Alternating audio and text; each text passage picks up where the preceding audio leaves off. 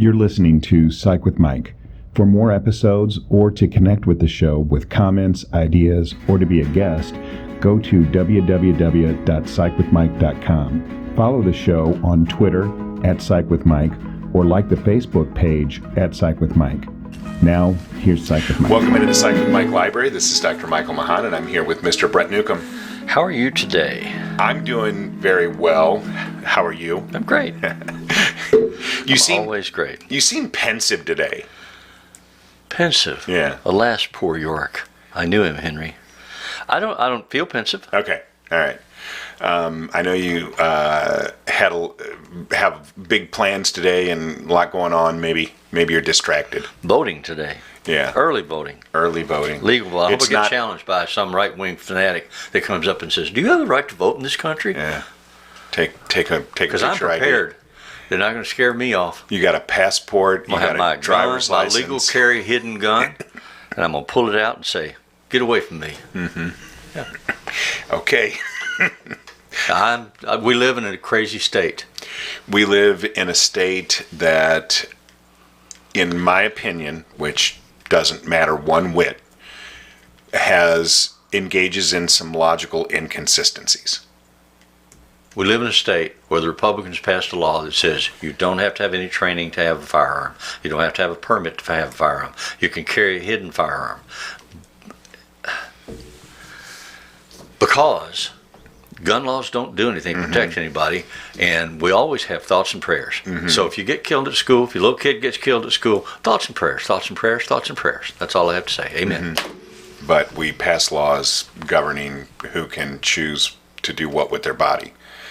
So, well, no. We pass laws that give men in the patriarchy the right to make decisions for a woman's body, not a woman. I mean, a woman's not smart enough to know what to do with their body. But that's the logical inconsistency. You can't. It's not logically inconsistent. If men are in charge, that's all there is to it. You can't. Give me a gun, I'll show you. You can't pass a gun law because laws don't matter. Yeah. But we can pass laws governor said, that say that people have to carry a fetus to term whether they want to or not. The Second Amendment doesn't mention fetuses. The Second Amendment mentions guns. If it was important in the Constitution, it would have been mentioned about babies. Gotcha. Okay. Babies don't matter. So you and I... The only thing that matters is the Second Amendment. Yeah, you and I feel like that there's some logical inconsistency with that. Correct? That's not the phrase that I was used. Stupidity, ignorance. I know. Okay. I'm trying to mind as phrases. You're trying to be neutral, objective, yeah. Psychologically well-grounded. Yeah. Well, let's go to that. What would you like to talk about today that's psychologically well-grounded? I would like to talk about an article that I found fascinating that I know you probably didn't. You know, I did. I found it fascinating because I didn't know the symbols. I was reading through that thing and about the GABA A receptors and the basal... whatever the hell. Basolateral amygdala. Basolateral, yeah, there you go, amygdala. And then they used some symbols. Now I'm having trouble finding it. You know the one I'm talking about? Here it is. It's some kind of little symbol, then a dash, GABA, smaller A, R's. Oh, that's an alpha. Alpha. Okay. Yeah. That's a Greek alpha. Okay. Yeah. Alpha GABA. Yeah. All right. So why don't they say that? Well, I mean, they did. I'm just kidding. It's a big symbol. Jerking your chain because I know it'll work. Yeah. But here, chase that rabbit. The reason why I sent this is not so much that we get into the weeds of where we see this signaling happening in the brain. So just to give a recap of the article, basically the article is saying that research is now indicating that we can pinpoint where negative feelings are originating in the brain, and that it appears to be located in an area of the brain in the temporal lobe called the basolateral amygdala. So the amygdala is an almond-shaped group of neurons in the temporal lobe of everybody's brain that controls and regulates emotion. And it now appears that we can find signaling in that area of the brain that triggers emotions like anxiety and fear. But if you read the article, and I hope everybody does, they are talking about extrapolating conclusions from test results on mice brains. So they put some alcohol in the mice brain, and they go to the basolateral amygdala, Yeah. and they track the alpha GABA responses, and they say, female mice respond differently to alcohol when you get to the branching program for anxiety or depression than male mice do. So maybe human beings do too. Mice have long been accepted as a very good analogy. Where is your Christianity? For I'm not human a mouse. models, and that's why we do a lot of research on that. And the reason that alcohol was used is because they were trying to find a triggering mechanism, and they found that alcohol actually caused the switch, and the alcohol actually switches the signaling from negative to positive. So alcohol makes you feel better, which we know.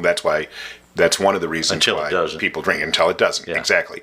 And that there is a difference in the way that female brains react to that than male brains, which we've known forever. In mice. But then they extrapolate the interpretation that must be true for humans as well.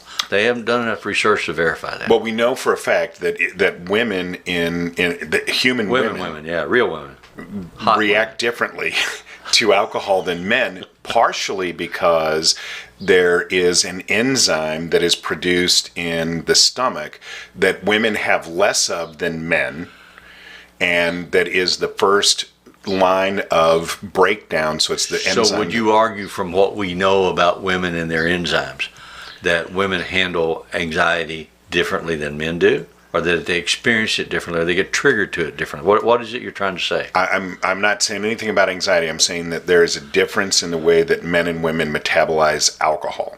Yes, but it was in pursuit of a discussion about triggers that we can identify using this marvelous neuroscience about anxiety and depression. So the alcohol was used as a trigger for switching the signals, right? Because we don't know. The channel got fuzzy all of a sudden.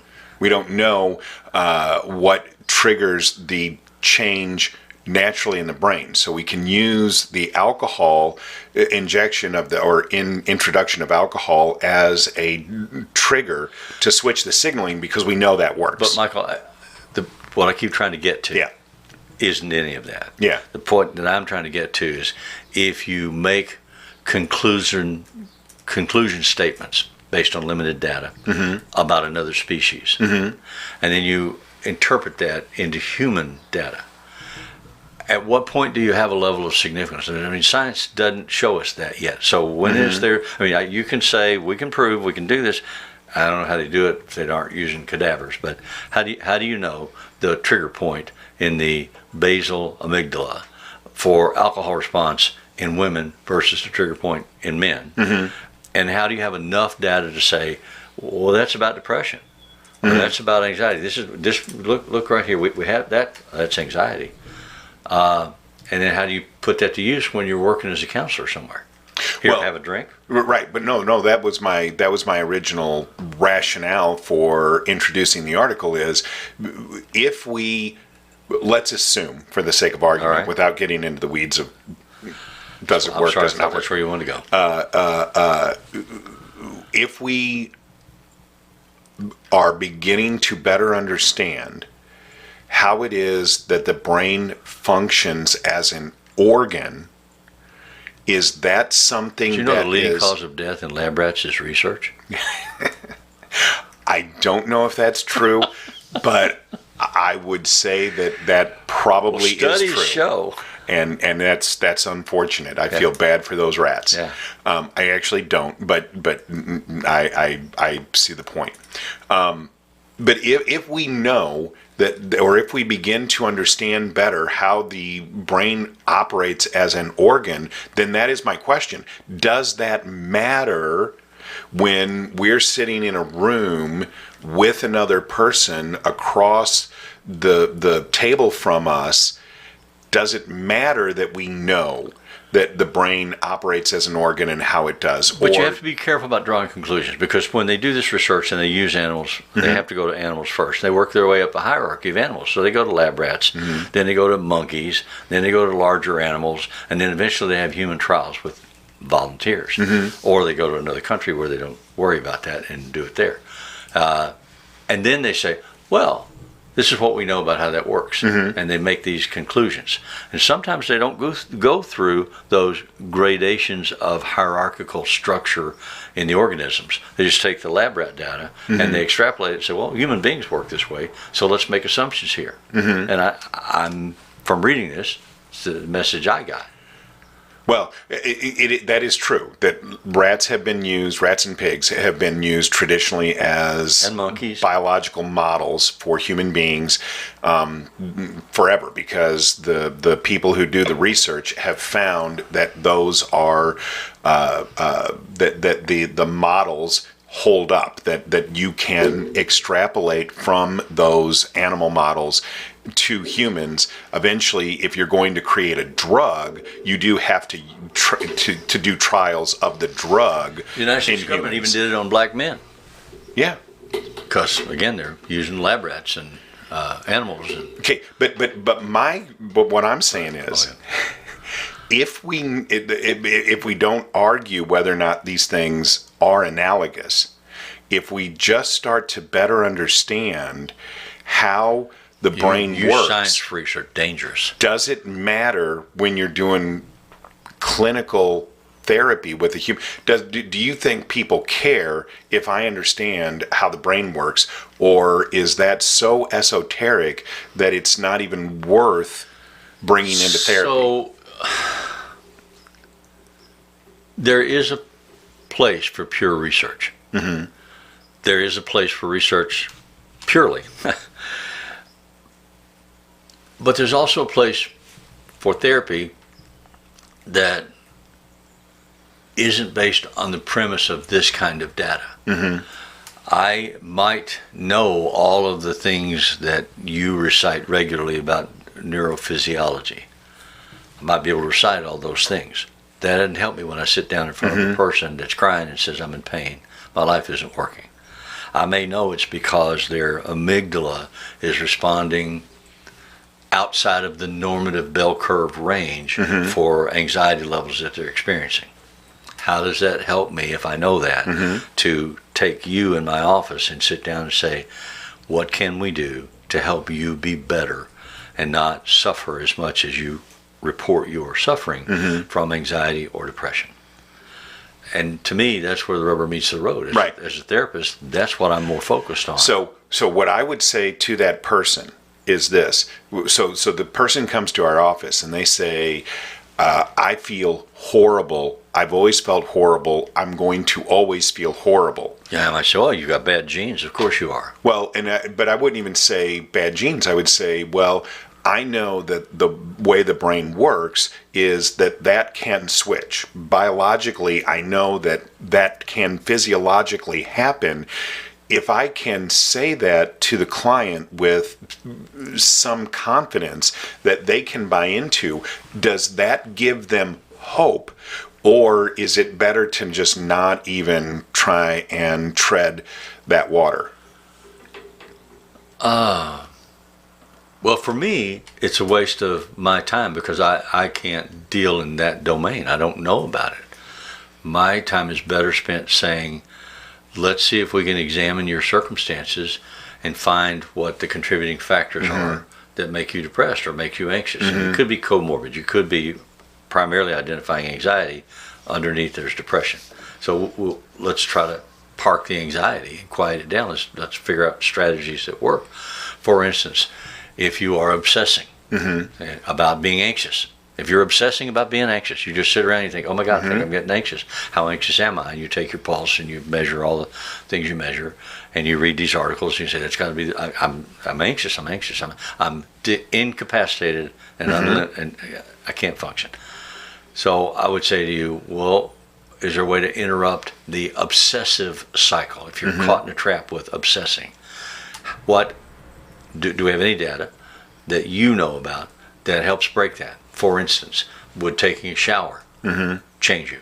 Would doing some exercise, get off your butt and do 20 push-ups, would that make a difference? Oh no. Well, let's try it. Let's experiment. Let's find something to do differently, and then let's evaluate whether or not that has an impact. And at this point, I'm not really concerned about, is there a medicine that we can give you? Will it work better? I'm wanting to find out, can you do things that change the obsessive quality of your thinking and your focus so that you have the power to say and learn, I know when I do this, it helps.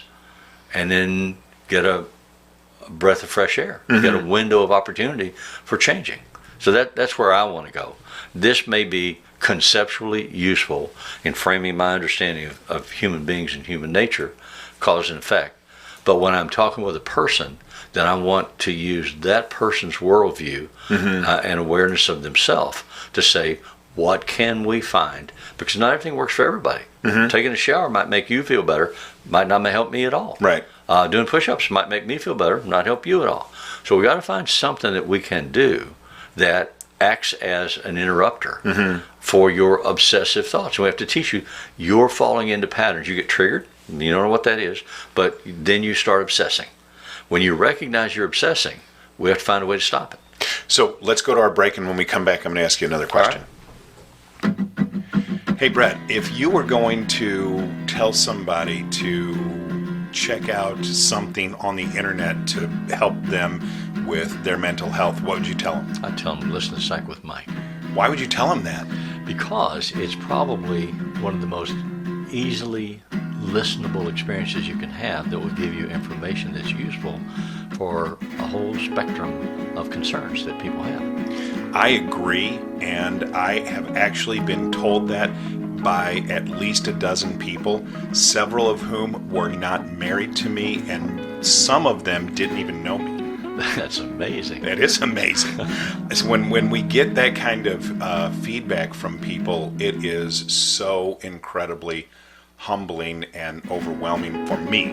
It is for both of us. Yeah. So we really appreciate it, and as always, if it's Friday, it's Psych with Mike. Okay, we're back. So psychology is called a soft science. Yes. Because it's not so hard sciences. Actually, all the social sciences are soft sciences, yeah. Right. So basically what that means is that we can't do the kinds of research that we could do in medicine or whatever because your experience are not immediately replicable. Yeah. If I do an experiment with you in St. Louis, Missouri, and I write it down and I post it, hey, here's some scientific research, somebody in Jerusalem couldn't do the same thing with somebody there and get the same exact results every time. Yeah. So it's soft science. So if we do research like in this article, and we start to be able to understand or to replicate this science, do you think that makes psychology more of a hard science? Is it good to do this research for the reputability? So I think what you'll get is the BS that I was giving you at the beginning of the show. You're going to get people that then say, well, Chinese are different from Africans, that are different from British, that are different from blacks, or different from Indians, or different from Italians. So what's your data on Italians? What's your data on Irish? Yeah. So, and not because there are measurable, identifiable differences, but because politically it's convenient to throw mud on the wall and say, well, it doesn't work. But I don't even know that I necessarily disagree with that argument. And the reason is this, because the human brain is the most complex organ or machine that we've ever encountered. Right. And so it's a lot harder to understand the brain than it is to understand the liver. Okay. And so much of what makes a functional brain, what it is from the experience that you have, whether that's socially, cultural, or economic, or whatever. And so I think there may be differences in the Irish brain from the... But how do you identify that? Because exactly. I know. For instance, I don't know. a couple of weeks ago we did a podcast where we talked about the area of the brain, the physiology of the brain, that teaches us spatial awareness and spatial learning. So we learn the dimensions of room. We know where the bathroom is in the house as a little kid, and we can visualize that in our head and go find the bathroom. That's the same area where language develops. So as you crowd out I have taught you something. that space with data that comes in, you experience forgetfulness. And so your first 5 years, 3 to 5 years, you're not going to have sequenced memories. You're going to have snapshot memories because the place where those memories were stored got erased and overwritten like a computer disk. Then after 3 to 5 years, you start having sequential memories. Before that, you have what we call Kodak memories. So is that the same culturally worldwide? Do they have the same experience of transition from sensory mapping to language acquisition in Mongolia that they have in Upper Volta? I don't know. Well, so the most compelling argument that I could make for that is that upon birth, all babies babble identically. And that's a proven thing. That's a known thing. And so what happens is that babies then discriminate out the verbiages that are unlike their native language that they hear around them and start replicating more the sounds that are in their ambient environment. And that's how we all learn to talk. Right. But all babies are born with the same... Phonetically, there are only like 29 sounds that you can make. Right. Your language uses about 22 of them. So the other 7, as you age, you lose. Yeah. You lose. So if you don't learn languages young, you don't learn them. Right. Although there's some new research that says, well, maybe there's a new way to do this. They take adults who want to learn language like Chinese or Japanese, American adults, Western adults, and they've lost the ability to hear those sounds and replicate those sounds in their speech box.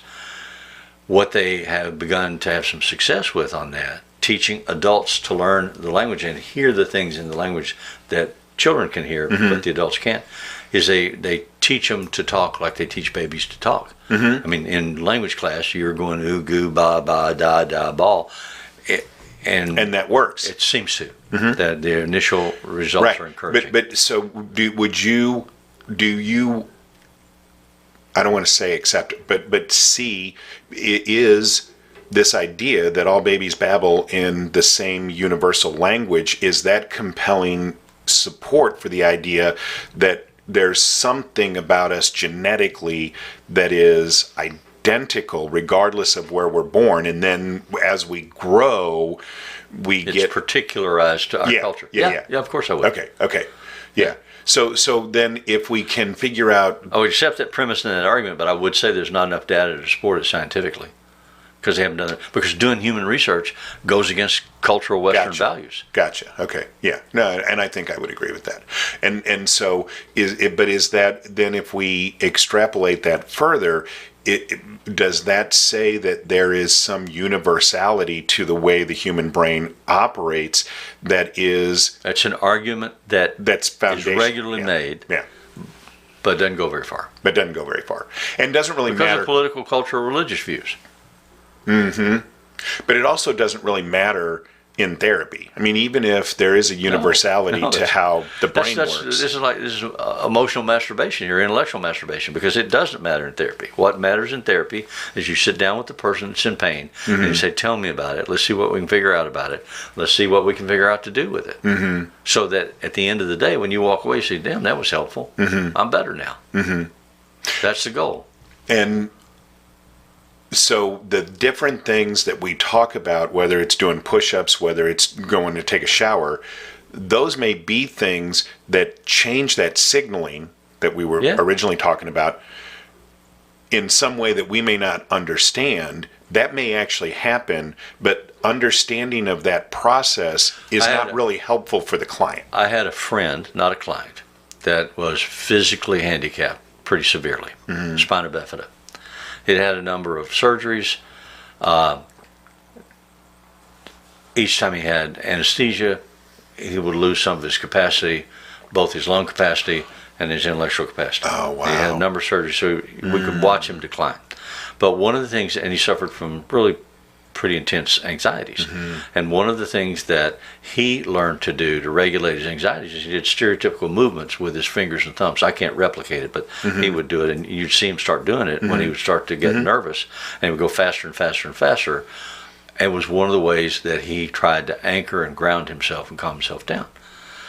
So conceptually, that might be a useful thing to teach somebody if you can do something like that. People with sensory motor distress teachers learn to put like fabric pieces on the bottom of their desktop so they can sit and stroke that and calm themselves down. It's like a baby sucking his thumb. Well, you can't do that in 10th grade without getting ridiculed by the others, but you can quietly stroke a piece of leather or velvet or something that's on your desk. So you find adaptations and compensatory strategies that help quiet the flood of anxieties that interrupt your ability to learn, interrupt your ability to socialize and act. If you can learn things that work, then that's useful. I just had a flash, an epiphany. There you go. So I have spent my entire adult professional life trying to educate myself to understand better. And now what you're saying to me makes so much sense that really it's about going back to the way that we originally learned, which was sensory motor, as you just said. Yeah. And so all of this intellectualization, it may have a place. There may be some goodness in it. But really what it comes down to is if we're going to change the signaling, it's about that sensory motor input.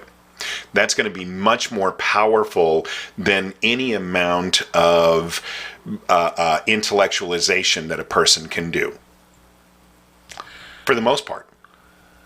Because when we think about it, when we do like trauma work, we're always doing bilateral tapping, some kind of bilateral hugging and stuff like that, because that sensory motor input, there's going to be more of a potential for changing that switching. Yeah. And so it maybe in the intellectualization, maybe that assuages my anxiety because for some reason that's idiosyncratic to me. Yeah. But really, when I'm working with a client, if I'm going to be approaching that, I really need to be thinking more in terms of the sensory motor input than the intellectualization. How many thousands of little clicker toys are there out there for ADHD and kids those spinners as a complement to medicine? They have whole stores. Yeah. When last year for Christmas, my wife and I were going out, we had to go and buy some presents for her, well, they're mine too, but her brother's children, so that makes them and those our children's names nieces are, and nephews. And they live at... And so, we did what you always do. You say to people, hey, what is so-and-so like? And they said, oh, they like those clickers from those. And we went, and there were whole stores in not just one. There are multiple stores that just have those. They have different textures, different kinds of things where you can click. And there were adults spending hours in there just popping the little things. You can do the same thing when you go to a porn shop and look at all the toys. I've never been to. I have. That surprises me. I have intellectual curiosity. I would think that if there was one of the two of us in this room that had been to a porn shop, it would be me, and I have not been, but you have. That's amazing to me. A couple friend of ours, and we were in New Orleans for Mardi Gras. And we went into one of these shops, and we were having the best time laughing and hooting and hollering and carrying on. The shopkeeper was very distressed with us because we weren't taking it all seriously. So let me say this. I hope that people have been able to get through this and to the end of the show, because this has been unbelievably revelatory. Yeah. And really in a way that I think is going to really be very beneficial to me, that the intellectualization is fine, and it might be a pursuit that I enjoy. It may not be very helpful in therapy, but really when we're talking about the switching, it's got to go back to the sensory motor input. The water on your skin when you're taking a shower, doing the push-ups. Yeah. I have resisted coming to therapy because intellectually I think I can solve those problems. My therapist taught me that it doesn't matter how smart you are, it doesn't matter how intellectual you are, it matters what you feel. You have to get in touch with your feelings. She learned that from me. I don't know where she learned it, but she was dead on. She taught me. Yeah. Yeah. So I'm hoping that people will get through that, and I think that what I'm now going to do is really start to try and focus on trying to find that sensory to think about that. So we'd like for people out there that have reactions or thoughts or questions or what have you, reach out to us, Yeah. but not in a sensory motor way. Stay on the intellectual plane. Contact us through the media that's available to you. Right. And we'll be interested in what you have to say. Because if they know us well enough to slap us, then they They're can get too us a close. message. They're They can get a us a different message way. anytime Yeah. they want. Yeah. Right. So the best way to get a hold of us would be psychwithmike.com. You can get a hold of us through the website there. If you send a message, I will pass that along to Brett. If you would like to direct that to him, he would prefer not to give out his home phone number, which I completely, totally support. I'm of the age population now that doesn't have a home phone. That's so right. Hell with that. I know. Yeah. Nobody has a home phone anymore. No more landlines. Technology changes. It's amazing. Yeah. So if you have any questions, comments, you can get us there. If you would like to do us a solid, you can go on the interwebs. You promised me you wouldn't say that anymore. Oh, did I say that? Yeah. Oh, if you would like to do us a favor, There you go. then That's better. if you enjoy the show and would like to help support the show, then the best way to do that is to go on the interwebs and find us on Apple Podcasts. Especially for this topic, a sensory motor solid is not anything I'm interested in. Okay. I don't even know what that means, but it sounds kind of dirty, Say fella. goodnight, Alice. The music that appears in Psych with Mike is written and performed by Mr. Benjamin DeClue, and as always, if it's Friday, it's Psych with Mike.